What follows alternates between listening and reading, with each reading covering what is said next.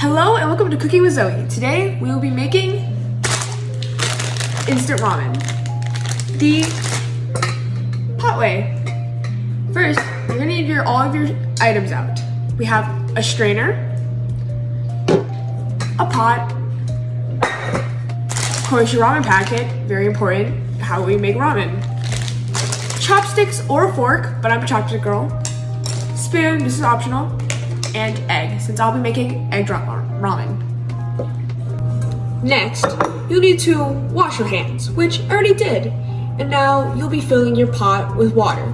This will serve as the water to boil your ramen in. Fill it up about halfway or less. I'll show you in a little bit. I filled my water up about, if you can't really see the measurements, but close it right there. Now you can go ahead and place your pot on an electric stove or a stovetop like this. Although my parents don't trust me with stoves, so simply use an electric stove. You just press this power button. It immediately brings you to the setting of 5. I like to bring it to about 10. You can go ahead and place the lid on your pot to make sure the boiling process goes faster. Now wait until your water becomes a boil, which I will show you in a little bit. Also, don't forget to get a bowl, since we'll be eating your ramen on. So I prefer to use this type of bowl. So you don't want to get your hair inside the food. So tie your hair up if you have long hair. Now most of the times, I usually just sit in the chair and watch my ramen boil. As you can see, the steam is coming off of it. It's almost ready. Let me show you a boil. Although, before you go ahead and just touch your pot, because that is very hot, I suggest you to use an oven mitt to protect your hands from getting a burn. Now, I should go ahead and show you what a boil looks like. This is a boil. Once your water has been brought to a boil, I just place my top to the side. Go ahead and open your ramen packet, like so. Inside, you should find at least 2 or 3 things. I really don't want this. Using this. And now, take your ramen, gently place it into a pot. There we go. Also, I like to get the crumbs too from the inside of the packet. Just go ahead and dip that in. Delicious. And again, get your top and place it over your pot. I like to bring this heading down back to 5. Let's go ahead and check up on our ramen to see if it's cooked. Now, I'm going to place this back to the side, and I will put down my mittens and grab my chopsticks, for which this will be used to stir. I do this and to break up the ramen into multiple pieces, so it isn't all clumped together. For a while until all the ramen seems to have disconnected from each other. Now the ramen is all cooked. We can finally move on to our next step. Turn off your electric stove, where the strainer will come in.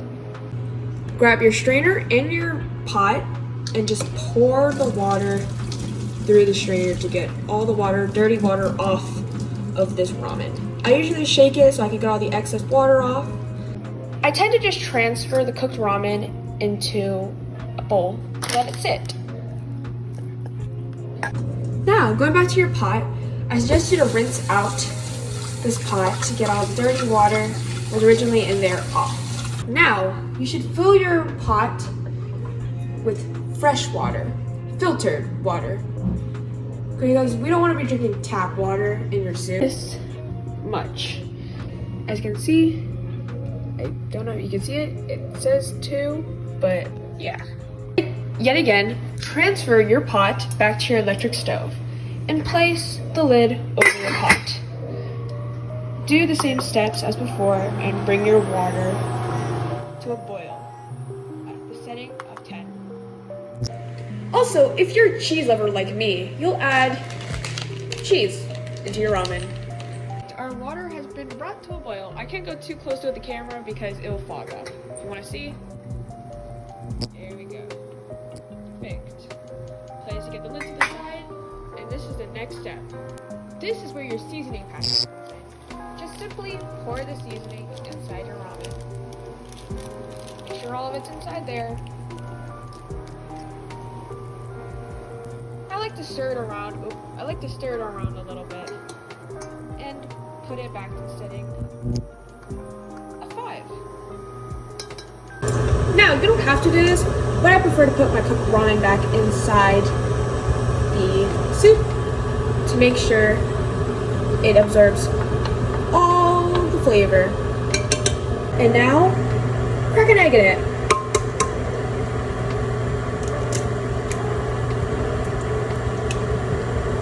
That was a really bad cracking job. That's alright. When you're cracking an egg, do a better job than I do.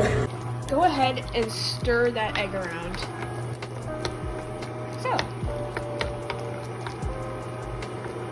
Doesn't have to be perfect or pretty. It's called egg drop ramen. Oh, there goes again. When you finally turn off your pot, add cheese if you want. I added a lot of cheese, but it's okay. To make sure it all melts, just turn it on. Again, to 5. Just let it sit there, keep stirring it, keep stirring it. To 5, and the cheese starts melting, and it tastes really good. Alright, now everything's cooked.